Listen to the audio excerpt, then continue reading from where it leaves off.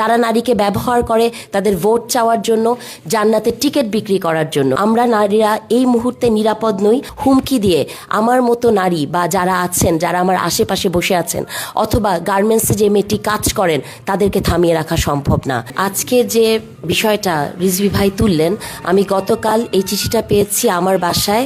সাদা গাড়িতে করে কয়েকজন ছেলে এসে আমার দারোয়ানের কাছে এই চিঠিটা দিয়ে গেছে।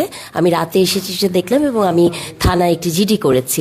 আসলে প্রেক্ষাপটটা তো অন্যরকম। আমাদেরকে বুঝতে হবে, একটি পার্টিকুলার রাজনৈতিক দল যারা বলেন নারীকে ঘরের ভিতর থাকলে সম্মানিত করা হবে, নারী 8 ঘন্টা জায়গায় 5 ঘন্টা কাজ করবে, আমাদের এখন সময় এসেছে এটা বোঝার যে এটি আসলে বিশাল একটি ফ্রেমওয়ার্কের অংশ, যেখানে তারা চায় যে নারীরা একটি আলাদা স্পিসিস হিসেবে বেঁচে থাকবে, কখনোই মেইন স্ট্রিমে আসতে পারবে না।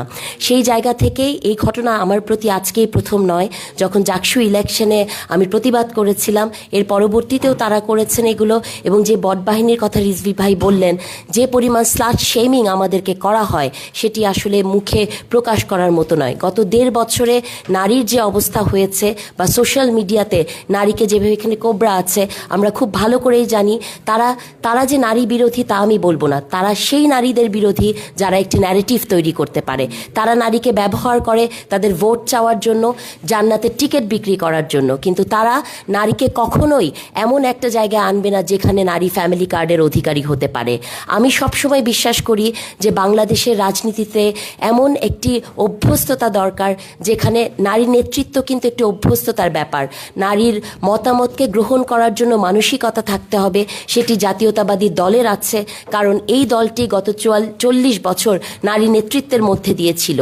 কিন্তু আর একটি রাজনৈতিক দলকেও আপনারা দেখাতে পারবেন না যারা নারীর বয়ানকে সহ্য করতে পারে। আমি মনে করি গত পরশুদিন একটি অনুষ্ঠান হয়েছিল জাগো ফাউন্ডেশনে, সেখানে আমি বিএনপির প্রতিনিধি হিসেবে 51 জাগরণে কথা বলেছি। আমার কেন যেন মনে হচ্ছে যে সেখানে অনেক তিক্ত বিষয় এসেছিল, যেখানে নারীর ক্ষমতায়ন নিয়ে আমরা জোর গলায় কথা বলেছি। হতে পারে এটি সেটিরই একটি প্রতিফলন। আমি বিশ্বাস করি জামাতের আমিরের যে বক্তব্য, যে ইন্টারভিউটি উনি আল জাজিরাতে দিয়েছে, এটি একটি তার কন্টিনিউশন। এটি এইভাবে করে একটি দল যখন বাংলাদেশের মতো গণতান্ত্রিক একটি দেশে প্রকাশ্যে বলে যে তার দলে কোনোদিন নারী ক্ষমতার চূড়ান্ত শিখরে যেতে পারবে না, এটি আমাদের জন্য সবচেয়ে গুরুত্বপূর্ণ মুহূর্ত। বাংলাদেশের আর 10 দিন পরে ইলেকশন, আমাদেরকে মাথায় রাখতে হবে নারীরা কাদেরকে ভোট দিবেন।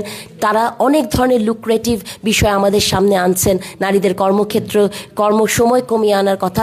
আমি আশা করব বাংলাদেশের সচেতন নারীরা যাতে এই প্রলোভনে পা না দেয়, তারা যাতে চিন্তা করে যে নারী কোথায় নিরাপদ। আমরা নারীরা এই মুহূর্তে নিরাপদ নই।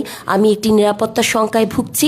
তবে আমি এটাও সাথে সাথে বিশ্বাস করি যে এই ধরনের চিঠি পাঠিয়ে, হুমকি দিয়ে আমার মতো নারী বা যারা আছেন, যারা আমার আশেপাশে বসে আছেন, অথবা গার্মেন্টসে যে মেয়েটি কাজ করেন, তাদেরকে থামিয়ে রাখা সম্ভব না। সো আমরা কখনোই থেমে থাকবো না। এবং আমাদেরকে যত আপনারা এরকম করবেন, আমাদের ভয়েস 1 থেকে দ্বিগুণ, 100, 150, 1000, লক্ষ, কোটি হবে। আমরা সেই জায়গাতেই আছি।